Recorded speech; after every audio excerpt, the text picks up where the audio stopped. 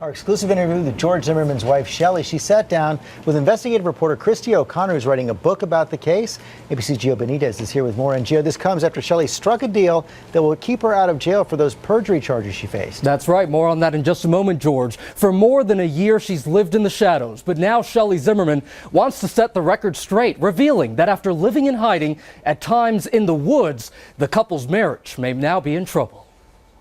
For months, Shellie Zimmerman sat silently by as her husband was accused and tried for murder. Now, she's finally speaking out. I can't tell you how many nights I have gone or laid awake at night just thinking, I wish to God these circumstances had been different. Those circumstances, she says, began even before the shooting of Trayvon Martin.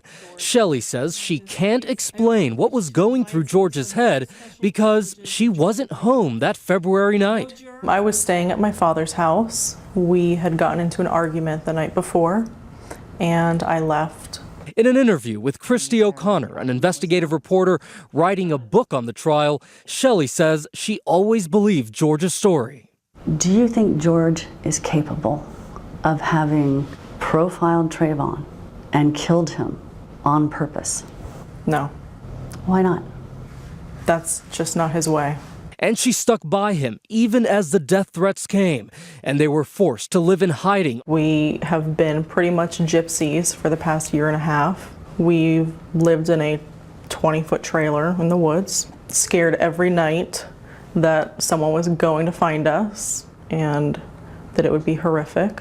Shellie now admits she even lied for George, hiding how much money they had from a judge. I can rationalize a lot of reasons for why I was misleading, but the truth is that I knew that I was lying. On Wednesday, in the same courthouse where her husband was acquitted, Shellie pleaded guilty to perjury.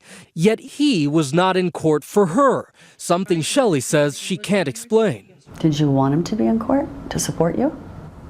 I always want my husband's support.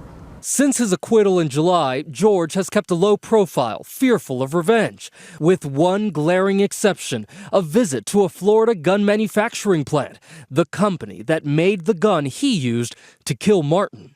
Do you think it was the right thing to do or sensitive? No. And what about their marriage now? Are you together? I'm not going to answer that. Of course I want to have children and stay married. With George? That's something I'm going to have to think about. Whether it's with George or not, Shellie says she's determined to move forward. I've made mistakes and I want to own them right now. Part of that process, she says, delivering a message to Trayvon Martin's parents.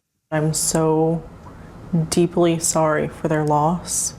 I can't even begin to understand the grief that a parent experiences when they lose a child.